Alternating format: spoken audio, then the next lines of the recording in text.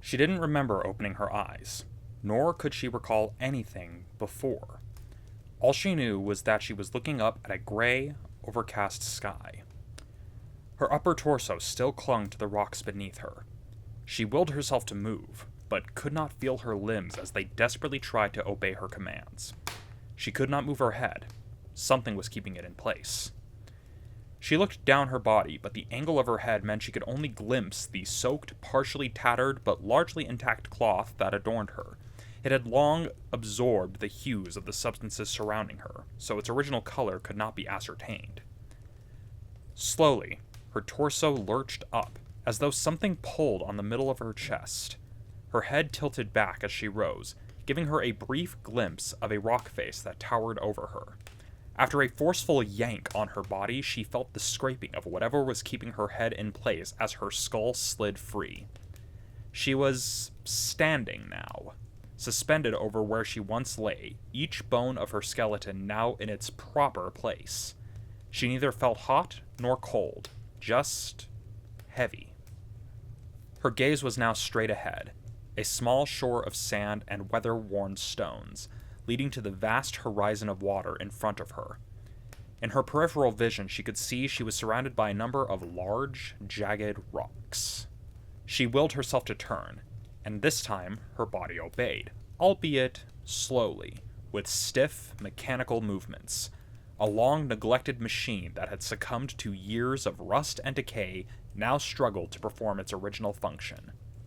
She felt the vertebrae of her neck crack as she attempted to look down upon where she had been laying, a tightly packed arrangement of large rocks. The vertebrae cracked again as she looked up at the looming rock face, which towered over her. She couldn't see what was at the top. Up. She wasn't sure if she heard the word, or merely thought it, but she knew she now needed to go up. More of her bones appeared to crackle and pop as she moved one foot forward, followed by the next. Her shoulders twisted, in line with whatever foot was forward as her whole body swung into the movement. Her limbs swung as she clambered over the rocks, some small and sharp, others large with smooth, awkwardly angled surfaces. None of that seemed to slow her down. Soon enough, she was face to face with the natural wall of stone. She slowly raised her arm, as though to place her hand on it. It was then that she saw what was nothing more than bones protruding out of a sleeve of the partially torn but largely intact clothing. There was no flesh nor sinew. It had been picked clean. She stared a while, watching, as when she willed it, the hand opened and closed. She felt the knuckles pop and crack as they moved in tandem. She raised her other hand, finding it in the same state. Her gaze once again turned upward, the imposing wall of stone looming over her, as though in challenge. Up. She placed her hand on a piece of stone protruding outward.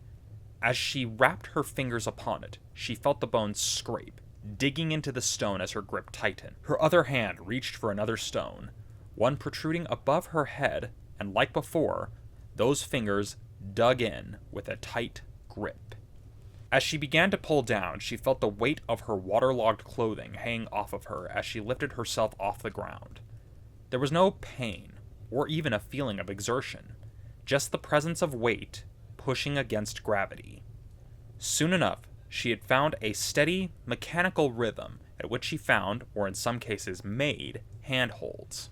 She let her legs hang free, the gown of her soaked dress swinging back and forth like a bell with each passing moment of ascension. It was sunset when she finally reached the top of the cliff. As her hand reached over the top, her fingers dug into the soil and sod, pulling the rest of her body up and over until she was lying face down near the edge. As before, she felt something pull her by her torso, and she was once again standing.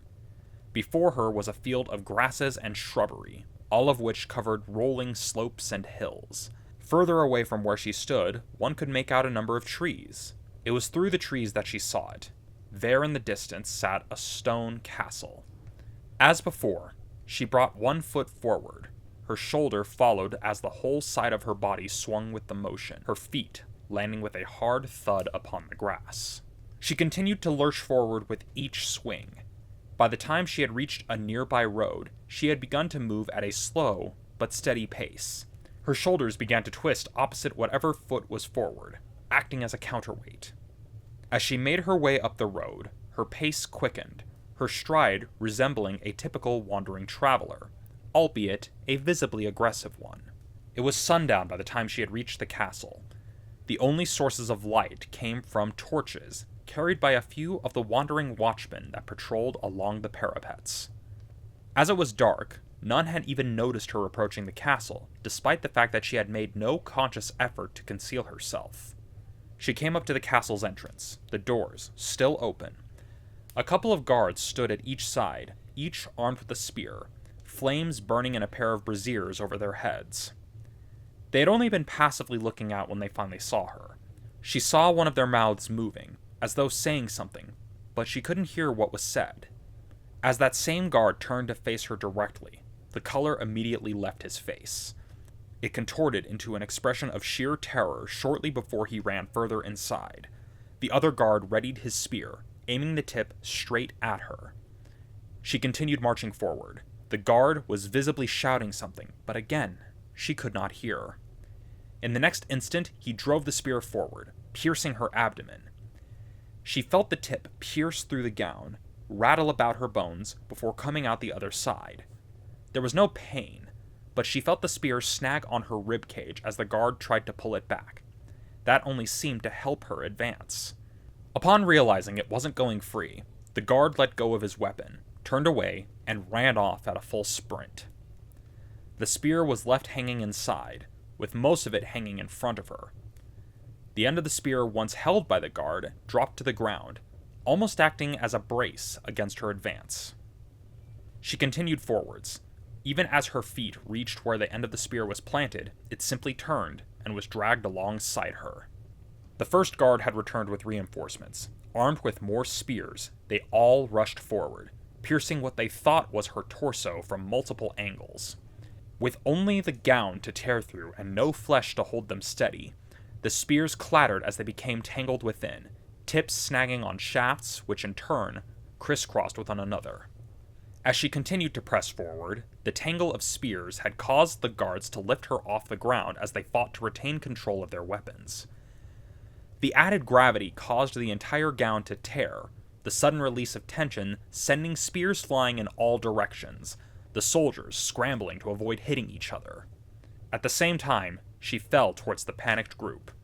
One unlucky soul had the misfortune of catching her, falling to the ground as they came face to face. The soldiers scrambled back, pushing her face to get her off.